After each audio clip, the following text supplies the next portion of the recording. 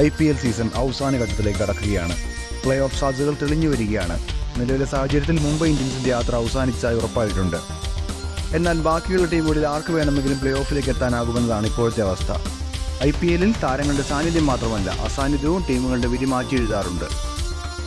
ഇത്തവണ mark വുഡിനും Gus അറ്റ്കിൻസണും പകരമായി ലക്നൗ സൂപ്പർ ജയൻസും കൊൽക്കത്ത നൈറ്റ് റൈഡേഴ്സും കൊണ്ടുവന്നവരായിരുന്നു ഷമാർ ജോസഫും ദുഷ്മന്ത ചമീരയും. എന്നാൽ ഈ നീക്കം ഇരു ടീമുകൾക്കും ഗുണം ചെയ്തില്ല.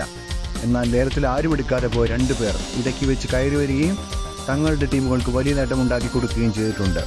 ആ 2 താരങ്ങളെ പരിചയപ്പെടാം.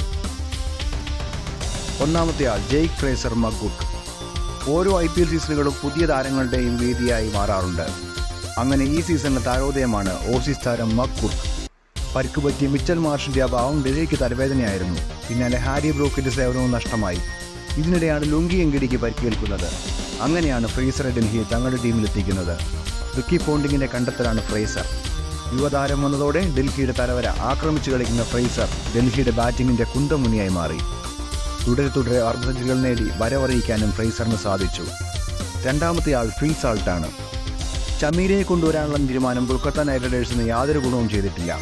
എന്നാൽ ജേസൺ റോയുടെ പകരക്കാരനായ ഫിൽ സാൾട്ടിനെ കൊണ്ടുവരാനുള്ള തീരുമാനം ടീമിന് വലിയ നേട്ടമുണ്ടാക്കി. സാൾട്ടും നരേനും ചേരുന്ന ഓപ്പണിംഗ് കൂട്ടുകെട്ട് എതിർ ടീമുകൾക്ക് പേടി സ്വപ്നമായി മാറിയിരിക്കുകയാണ്.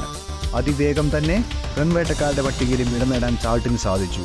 കൊൽക്കത്തയെ പോയിന്റ് ടേബിളിൽ മുന്നിലെത്തിക്കുന്നതിൽ നിർണായകമായിരുന്നു സാൾട്ടിന്റെ പ്രകടനങ്ങൾ.